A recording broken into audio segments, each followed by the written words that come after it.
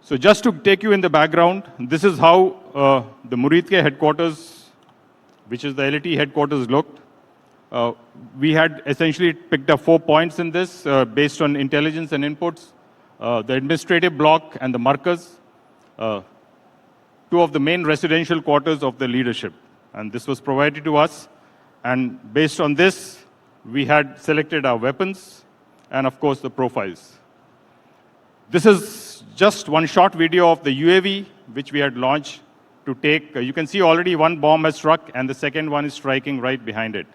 This is Muridke, and the video was taken live while we were actually carrying out the operations. Some of the videos, this is the first time we are showing it in public. This is another video of one of the weapons which we used. It will be a little grainy initially, but as you come closer, you will see that very clearly the marker's roof. You can see now it is coming in visibility. And this is the weapon which went right at this point.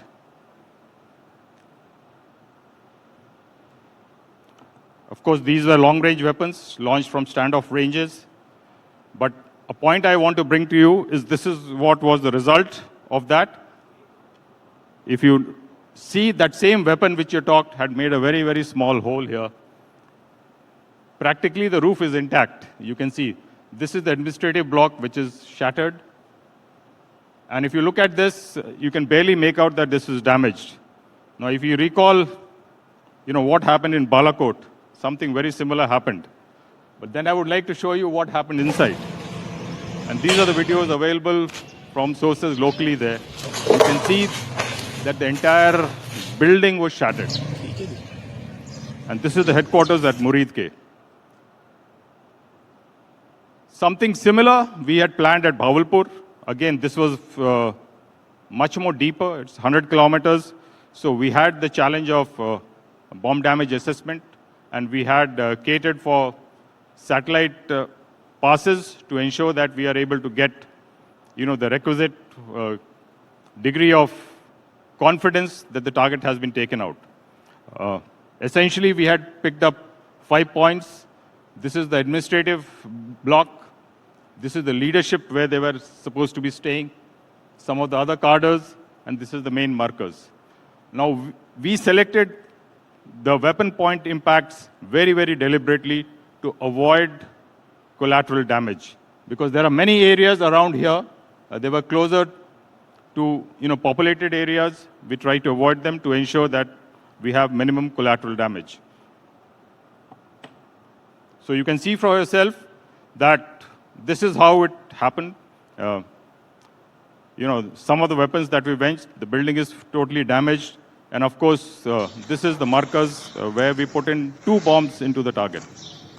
And both went through.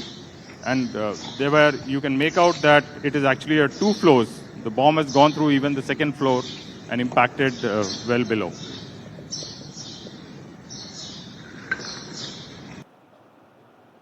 So now if people tell